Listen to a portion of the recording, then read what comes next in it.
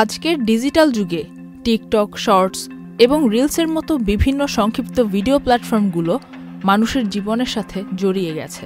কিন্তু আপনি কি জানেন টিকটক, শর্টস এবং রিলস ভিডিও দেখার ক্ষতিকর দিকগুলো সম্পর্কে? সম্প্রতি চীনের গবেষকেরা একটি বিশ্লেষণে জানিয়েছেন এই অভ্যাস আমাদের মস্তিষ্কে, মানসিক স্বাস্থ্যে ও আচরণে কি কি প্রভাব ফেলে। সেই প্রভাবগুলো সম্পর্কে আমরা একটু বিস্তারিত আলোচনা করে নিই।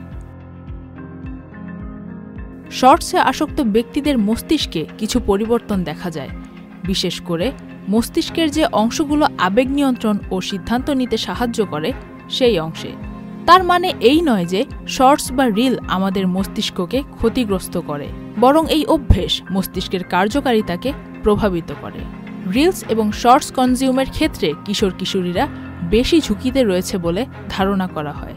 কিছু নির্দিষ্ট জিন বয়সন্ধিকালে বেশি সক্রিয় থাকে, এর ফলে কিশোর কিশোরীদের শর্টস বা রিলসে আসক্ত হওয়ার আশঙ্কা বেশি থাকে।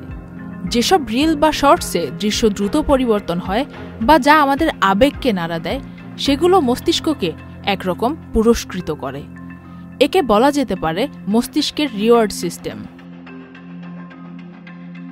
মস্তিষ্ক যদি এ ধরনের উদ্দীপনায় অভ্যস্ত হয়ে পড়ে, তাহলে সে এরকম পুরস্কার আরও বেশি চাইতে শুরু করে, ফলে ভিডিও দেখার আসক্তি বাড়ে। আমাদের মস্তিষ্কের প্রিফ্রন্টাল কর্টেক্স অংশটি পরিকল্পনা ও আত্মনিয়ন্ত্রণের জন্য গুরুত্বপূর্ণ।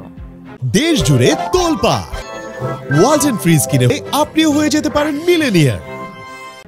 ছোট ছোট ভিডিও বেশি দেখলে এই অংশের কর্মক্ষমতা কমতে থাকে, ফলে ভিডিও দেখা নিয়ন্ত্রণ করা কঠিন হয়ে যায়।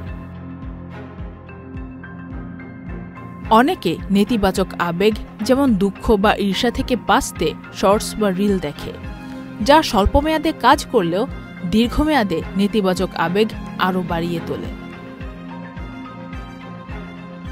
সব মিলিয়ে গবেষণা বলছে স্বল্প দৈর্ঘ্যের ভিডিওর কিছু ইতিবাচক দিক থাকতে পারে, তবে অতিরিক্ত দেখলে অভ্যাসগত পরিবর্তন আসা স্বাভাবিক। আবার এ ধরনের অভ্যাস সবার ওপর একই রকম প্রভাব ফেলবে বিষয়টা কিন্তু সেটাও নয়। ব্যক্তিগত বৈশিষ্ট্য ও ব্যবহারের ধরন অনুযায়ী ফল আলাদা হতে পারে। শর্ট ভিডিও বেশি মাত্রায় দেখার প্রভাব সম্পর্কে আরও গবেষণা প্রয়োজন, তবে সচেতন থাকাটাও জরুরি, বিশেষ করে কিশোর কিশোরীদের জন্য।